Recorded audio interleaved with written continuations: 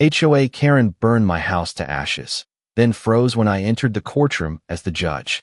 How does someone go from watching a home burn to walking into a courtroom that changes everything?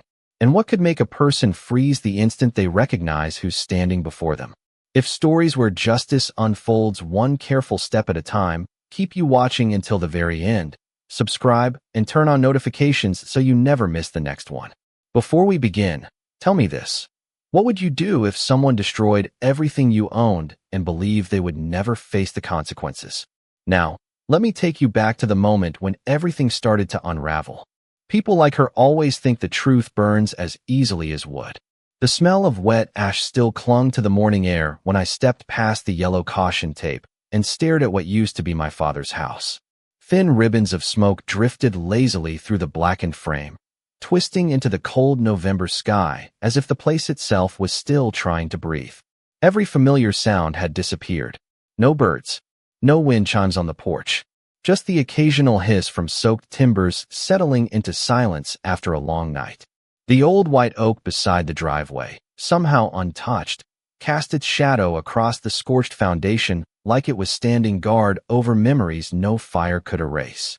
I bent down and picked up a small piece of charred cedar from what had once been the front porch railing. My father built that railing with his own hands in the summer of 1983. He used to joke that if the house ever disappeared, that porch would probably still be standing because he refused to cut corners on anything worth building.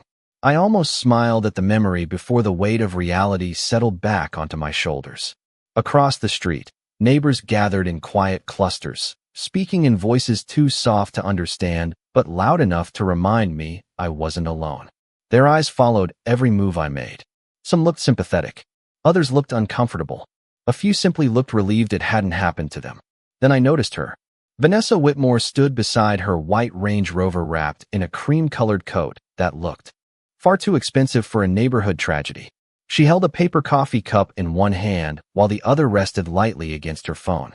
Even from 50 feet away, I recognized the practiced expression she wore whenever cameras appeared at HOA charity events. Concern carefully measured, sadness rehearsed, compassion polished until it reflected exactly what she wanted everyone else to see. When our eyes met, she gave me a slow nod that might have passed for kindness if I hadn't heard her voice only 3 days earlier telling me that old houses had a way of solving themselves. She looked away first. The county fire marshal continued examining the property while investigators photographed every angle of the collapsed structure. Their boots crunched over broken shingles and damp insulation. Flashbulbs reflected against puddles that smelled faintly of smoke, soaked drywall, and melted plastic. One investigator carefully sealed something inside a clear evidence bag before carrying it toward an unmarked SUV. I couldn't tell what it was from where I stood, and I didn't ask. Questions could wait. Patience couldn't. My phone vibrated inside my jacket pocket for what felt like the 20th time that morning. Reporters. Unknown numbers. Friends from years ago. I ignored every call. There would be plenty of time for explanations later. Right now, all I could hear was my father's voice reminding me that panic makes people careless while patience makes them honest. I slipped the phone back into my pocket and took one final look at the ashes. Vanessa believed this morning marked the end of my story. Standing there beneath the pale sunrise, surrounded by smoke that refused to disappear, I realized she had made the same mistake so many people make when they mistake silence for surrender. I did not leave when the investigators finished their work. I stayed until the last county vehicle rolled away and the neighborhood settled back into its ordinary rhythm, the kind that pretends nothing extraordinary has happened. The mailbox at the edge of the driveway still leaned slightly to the left, exactly as it had for years, untouched by heat or smoke. I ran my hand across the faded red flag and remembered the first letter my father had ever mailed from that box after buying the property.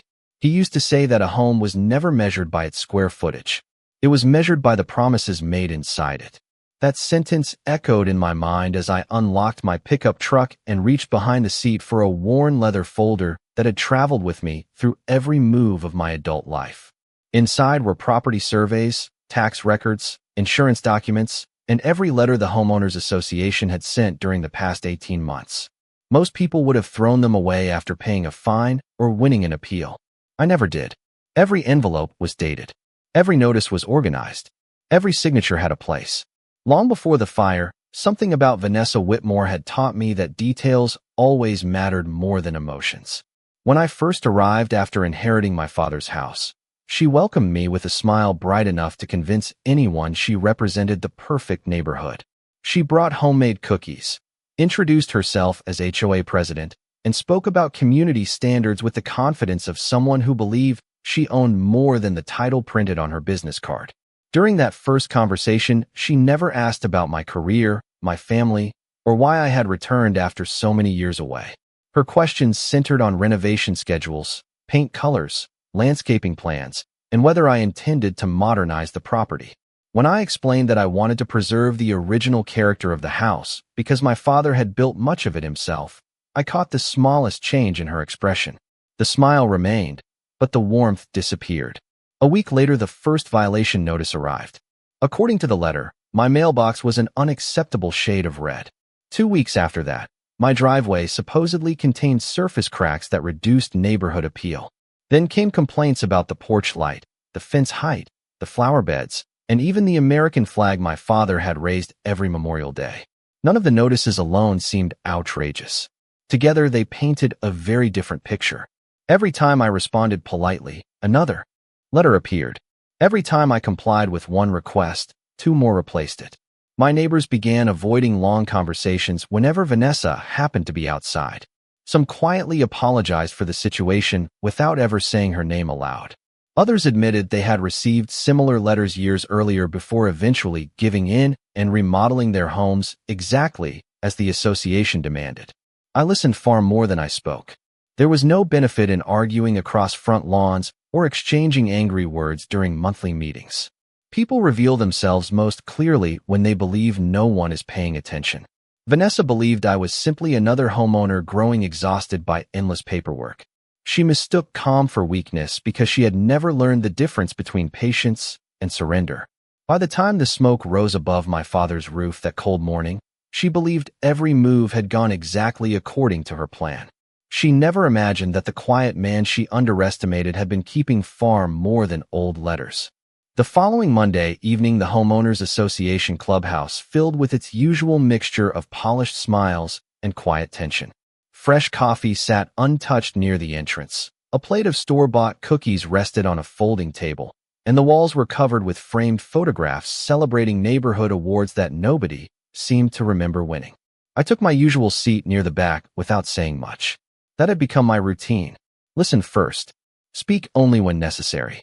Vanessa entered exactly on time, carrying a leather binder tucked neatly beneath her arm. Conversation stopped almost instantly. It was remarkable how an entire room could become silent without anyone being asked. She thanked everyone for attending, reviewed landscaping updates, approved a maintenance contract, and smiled warmly whenever someone complimented the board. Then she reached the final item on the agenda. Property compliance. My address appeared on the projector screen behind her. Several neighbors lowered their eyes before she even began reading. According to the report, my property had accumulated multiple unresolved violations despite my repeated efforts to comply. She displayed photographs of my fence taken from angles that exaggerated minor imperfections. She enlarged a picture of my garage door where sunlight created the appearance of uneven paint. She even presented a photograph of fallen leaves beneath the old oak tree as evidence of neglected maintenance. I quietly recognized every image because I had already saved identical copies from the association emails. What caught my attention was something else entirely. Several timestamps no longer matched the originals I had received months earlier. They had been altered before being presented to the board. Nobody else noticed. I did. Vanessa recommended another fine along with a deadline that would be nearly impossible to satisfy before the next inspection. One board member hesitated for a moment and asked whether an extension might be reasonable considering the age of the property. Vanessa answered before anyone else could respond. She explained that exceptions created dangerous precedents and that preserving community standards required consistency. The room nodded almost automatically. The motion passed. As people gathered their belongings, one elderly neighbor named Harold quietly approached me near the exit. He looked over his shoulder before speaking. In a voice barely above a whisper, he admitted that Vanessa had been buying properties through relatives over the past several years. Homes that became difficult to maintain somehow ended up changing hands not long after receiving repeated violations. Harold did not have proof. He only had patterns. Before leaving, he folded a small piece of paper into my hand. It contained 3 addresses and nothing more. I thanked him without asking another question.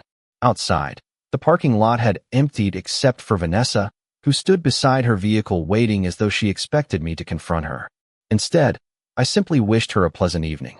For the first time since we had met, she seemed disappointed. She wanted an argument.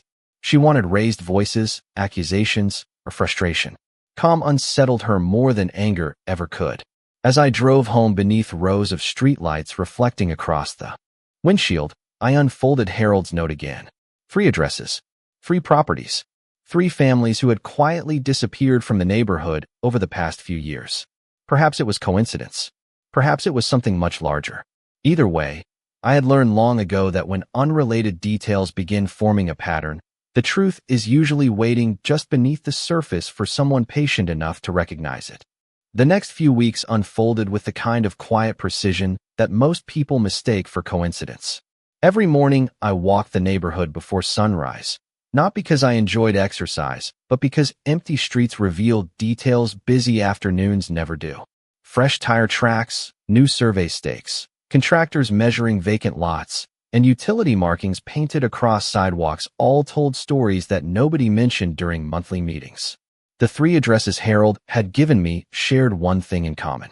Each property had belonged to homeowners who resisted selling until an endless series of association violations slowly wore them down. Within a year of each sale, the homes had been demolished and replaced with larger houses marketed by the same real estate brokerage where Vanessa maintained her office. Public records were easy enough to obtain. Patterns were even easier to recognize once someone bothered looking. I spent several evenings at the county records office reviewing deeds, permit applications, and property transfers. Nothing by itself suggested wrongdoing. Yet every timeline aligned a little too neatly. The fines always came first. Complaints followed. Homeowners eventually accepted offers below market value. Renovation permits appeared almost immediately after closing. Then the resale prices climbed dramatically.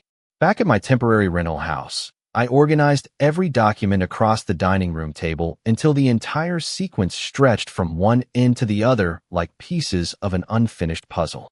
My father always believed that truth was rarely hidden. It was simply scattered. The challenge was putting every piece back where it belonged. While I quietly assembled records, Vanessa became noticeably more confident. Another certified letter arrived claiming my damaged property now posed an eyesore that threatened neighborhood values. The association demanded immediate cleanup despite the ongoing insurance investigation. Less than 48 hours later, another notice appeared warning that failure to comply could result in additional penalties. The speed surprised even the insurance adjuster assigned to my claim. He casually remarked that most associations waited until official reports were complete before issuing demands. I simply thanked him and made a note of the conversation. 2 days later, I received an unexpected visitor. A landscaping contractor knocked on my rental door carrying a clipboard. He apologized for bothering me and explained that someone had requested an estimate to remove every remaining tree from my burned property. According to the work order, approval had already been granted. I asked who authorized it. He checked the paperwork before reading Vanessa's name aloud.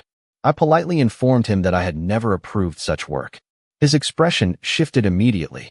He apologized again, handed me a copy of the estimate, and quietly admitted that something about the request had not seemed right from the beginning. After he left, I added another document to the growing stack on my table. Later that evening, I drove past the old property just as the sun disappeared behind the neighborhood rooftops. Vanessa stood near the sidewalk speaking with 2 board members while pointing toward my lot. They stopped talking the moment my truck approached. She smiled, waved politely, and continued the conversation only after I had driven beyond the corner. Most people would have viewed that moment as insignificant. I viewed it differently. People become careful only when they believe they are close to getting what they want.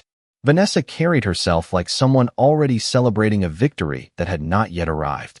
She believed pressure would eventually force me to walk away from the land my father had loved. She still did not understand that every unnecessary letter, every rushed decision, every unauthorized action, and every carefully rehearsed smile was quietly strengthening a case she did not even realize was taking shape. I have never believed that evidence announces itself with dramatic discoveries.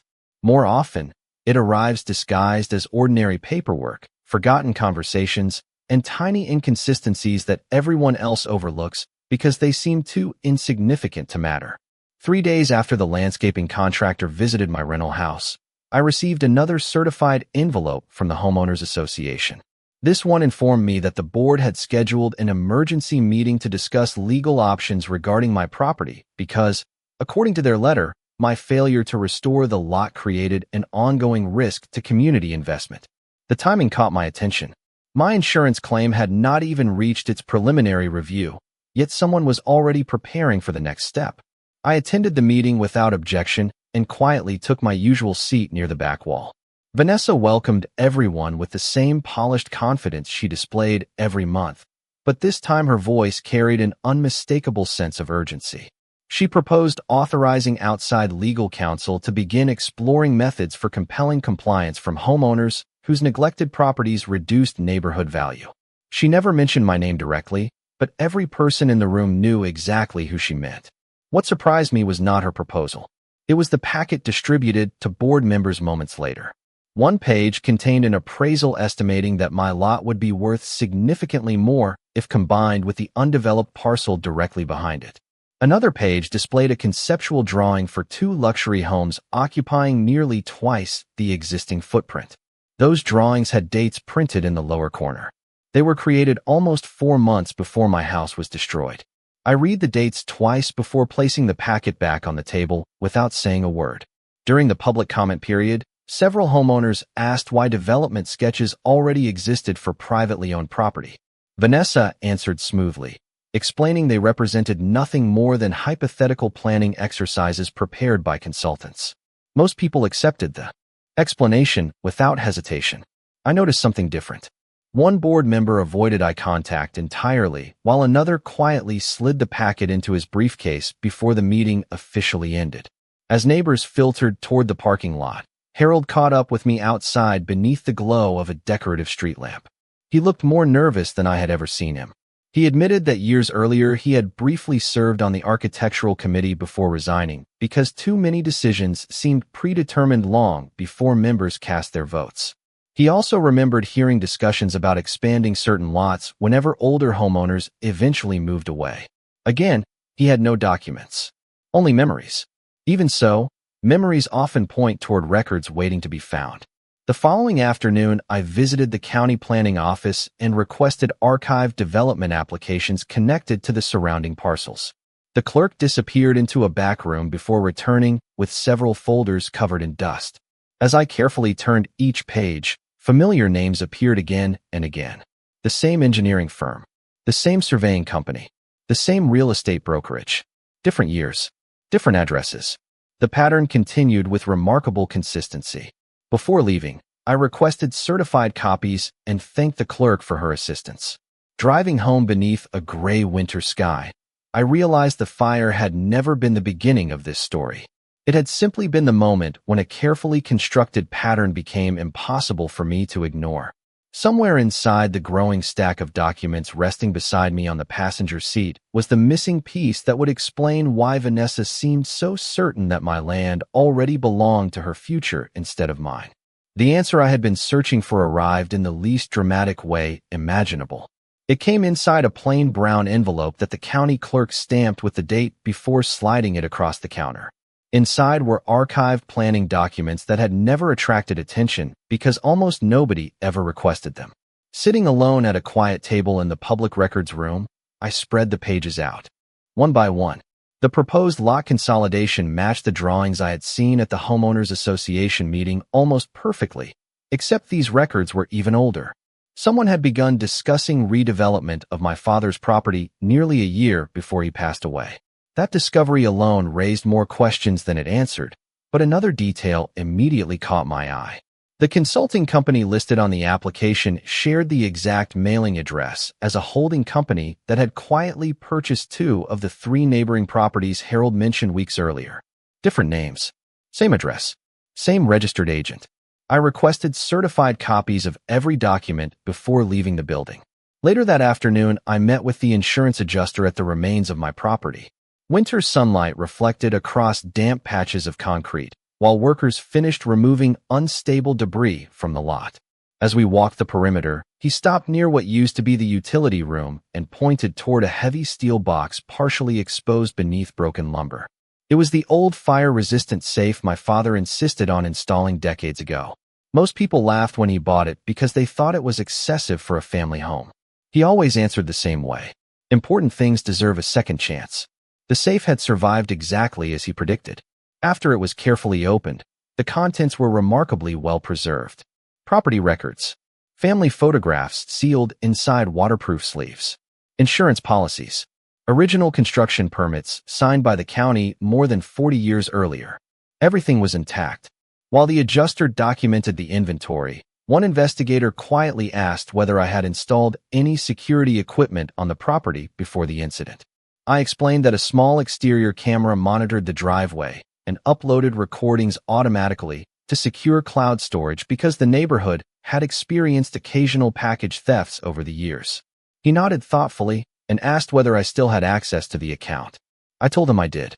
That evening, sitting at the dining room table of my rental house, I logged into the account. For the first time since the fire, most of the footage showed nothing unusual. Delivery trucks, passing cars, curious neighbors slowing down to look at renovation work before the house was lost. Then I reached the recording from the evening before everything changed. The image quality was far from perfect, but it clearly captured several vehicles traveling through the neighborhood long after most porch lights had gone dark. One vehicle paused briefly near the curb before continuing out of view. I did not rush to conclusions because assumptions have ruined more cases than missing evidence ever has. Instead, I carefully saved multiple copies of every recording and forwarded them to the investigator exactly as requested without adding opinions or speculation. The following morning, my phone rang before sunrise. The investigator thanked me for preserving the files and asked whether I would be available later that week to answer a few additional questions. His tone remained professional, but one sentence stayed with me long after the call ended. He said the timeline established by the recordings appeared to clarify several issues they had been unable to explain. For the first time since standing beside the ashes of my father's home, I sensed the direction of the investigation beginning to change, and somewhere beyond the growing stack of evidence, someone who had always seemed completely confident was about to discover that carefully constructed appearances rarely survive careful examination. The investigator called again on Thursday afternoon, but this time his questions were noticeably different. He no longer asked only about my property or the recordings. Instead, he wanted to understand the history of my interactions with the homeowners association. I answered carefully, relying only on documents, dates, and correspondence I had preserved over the past 18 months. Before ending the call, he asked whether I would be willing to provide complete copies of every violation notice, every certified letter, and every email exchange with the board. I agreed immediately. Within hours, neatly organized digital folders were transferred exactly as requested. 2 days later, another unexpected development unfolded. Harold knocked on my rental house, carrying an old accordion folder that looked as though it had been sitting in a closet for years. He explained that after our last conversation, he had searched through boxes stored in his attic and discovered notes from architectural committee meetings dating back nearly a decade. Most of the pages contained ordinary discussions about fences, roofs, and landscaping, but one handwritten page stood apart. It listed several properties identified as long-term redevelopment opportunities once ownership changed. My father's address appeared on the list. The date at the top stunned me. It had been written almost 3 years before my father passed away. Harold apologized for not remembering it sooner. I thanked him sincerely because forgotten records often become the most valuable ones. The investigators received scanned copies that same evening. The following week, subtle changes began spreading through the neighborhood. Board meetings were suddenly postponed without explanation. The monthly newsletter never arrived. Contractors who usually worked exclusively for the association quietly removed their equipment from the clubhouse parking lot. Even neighbors who rarely discussed community politics started asking cautious questions in low voices while collecting their mail. Nobody knew exactly what was happening, but everyone sensed that something had shifted beneath the surface. Then came another surprise. A local journalist contacted me requesting comment about public records she had recently obtained concerning several overlapping property transactions connected to companies operating in the county. I politely declined to discuss an active investigation, but our brief conversation confirmed something important. Other people were beginning to connect the same patterns I had noticed months earlier. Quietly, without any public accusations from me, the circle of attention was expanding. A few days later, the investigator invited me to meet at the county office. He thanked me for remaining patient and explained that the evidence now extended well beyond a dispute involving one burned property. Financial records, planning documents, association communications, and land acquisitions were being reviewed together instead of separately. He emphasized that the process would take time because every conclusion had to be supported by verifiable evidence rather than assumptions. I appreciated hearing those words because they reflected the same principle I had trusted throughout my career, even if nobody in this town knew what that career actually was.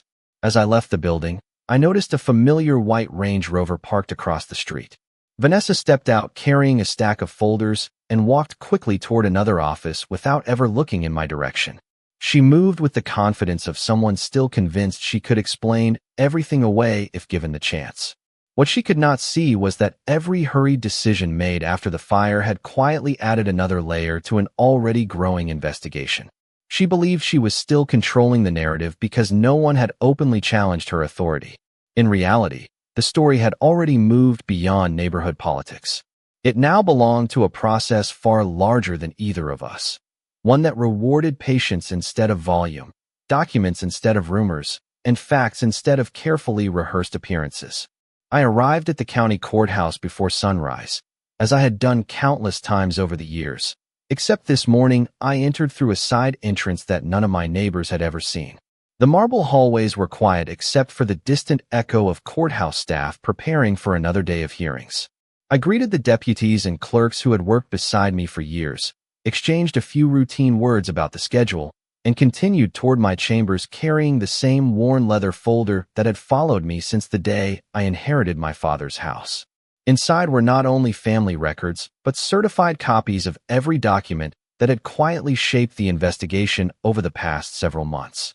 I reviewed the morning docket one final time. The matter involving Vanessa Whitmore was not the criminal investigation connected to the fire, because that proceeding would be handled separately under the proper judicial assignment. Instead, today's hearing concerned petitions arising from the expanding financial and administrative investigation into the Homeowners Association, including disputed records, governance issues, and requests for judicial oversight. Court procedures existed for a reason, and every matter would be heard by the appropriate judge according to established rules.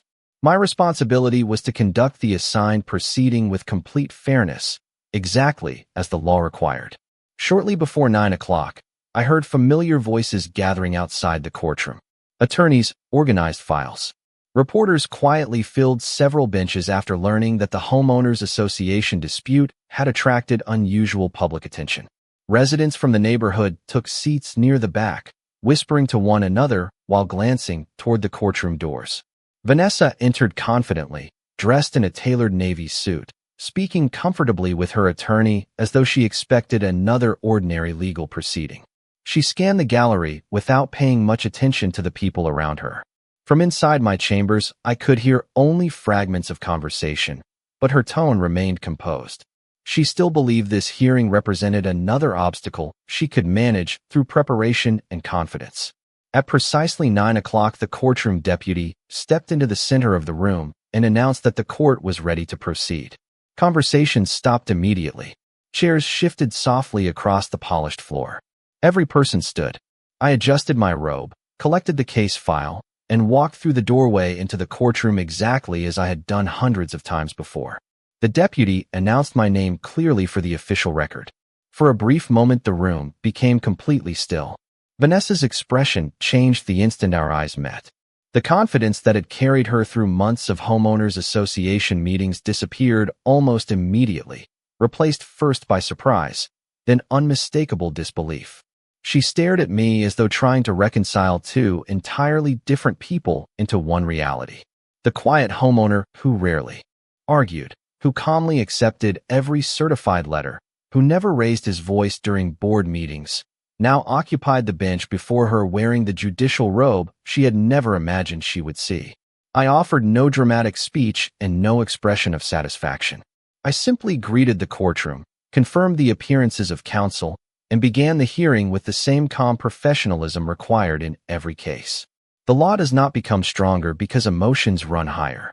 It becomes stronger because every person, regardless of status or reputation, must answer the same questions under the same rules. As the hearing moved forward, I noticed something else that mattered far more than Vanessa's reaction. For the first time since this entire ordeal began, the balance of power no longer belonged to neighborhood politics, personal influence, or carefully managed appearances. It belonged entirely to the process, and the process had finally begun speaking for itself. The weeks that followed unfolded exactly as every careful investigation should. One hearing led to another. Additional records were produced through lawful process, and independent investigators continued examining financial transactions, governance practices, and property records connected to the homeowners association. Separate legal proceedings addressed the fire itself under the appropriate court, while the administrative and financial matters continued along their own path. Each issue remained where it belonged, supported by documents instead of assumptions and testimony instead of rumors. That was how justice protected everyone involved, including people accused of wrongdoing. Months later, the neighborhood looked very different. The association board had been completely reorganized after multiple members resigned. New elections were supervised according to updated governing documents, and homeowners who had spent years avoiding meetings suddenly began attending again because they believed their voices finally mattered. Several policies that had generated endless complaints quietly disappeared. Financial reporting became transparent. Architectural decisions required written explanations instead of unexplained approvals. The atmosphere changed so gradually that many people barely noticed it until they realized they no longer felt anxious every time another certified envelope arrived in their mailbox. Vanessa's influence faded just as quietly as it had once expanded. The confidence that had filled every meeting slowly gave way to silence, while the legal process continued beyond public attention. I never celebrated that outcome because courtrooms are not places for personal victories. They are places where facts are examined, rights are protected, and accountability follows evidence wherever it leads. My own chapter ended somewhere much simpler. The insurance claim was finally resolved, permits were approved, and construction began on a new home built upon the same foundation where my father had taught me the value of patience decades earlier. I kept only one design requirement that mattered more than any modern feature. The old white oak remained exactly where it had always stood. Workers offered to remove it several times because rebuilding around an older tree required extra effort. I declined every suggestion. Some things deserve to stay because they remind us who we are. Before construction finished, I opened the fire-resistant safe one final time and removed a small framed photograph of my father standing on the original front porch with a hammer tucked into his belt and sawdust covering his boots. I placed that photograph near the front entrance of the new house where everyone who visited could see it. Beside it rested a small piece of cedar recovered from the remains of the old porch railing. Most people would see nothing more than an ordinary piece of weathered wood. I saw a promise that had survived far more than anyone expected. Not long after moving back into the neighborhood, Harold stopped by carrying a homemade pie and smiled as he looked across the rebuilt property. He laughed softly before saying the street finally felt like a community again instead of an organization. I looked toward the old oak swaying gently above the driveway and realized he was right. A home can be rebuilt. Trust takes longer. As the evening sun settled behind the rooftops, children rode bicycles along sidewalks where neighbors once hurried past without speaking, porch lights flickered on one by one, and quiet conversations drifted through the cool air. Everything looked ordinary again, yet nothing was the same.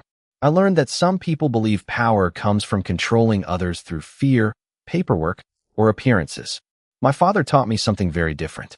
Real strength comes from remaining patient when others expect anger, preserving the truth when others expect silence, and trusting that evidence outlasts arrogance every single time.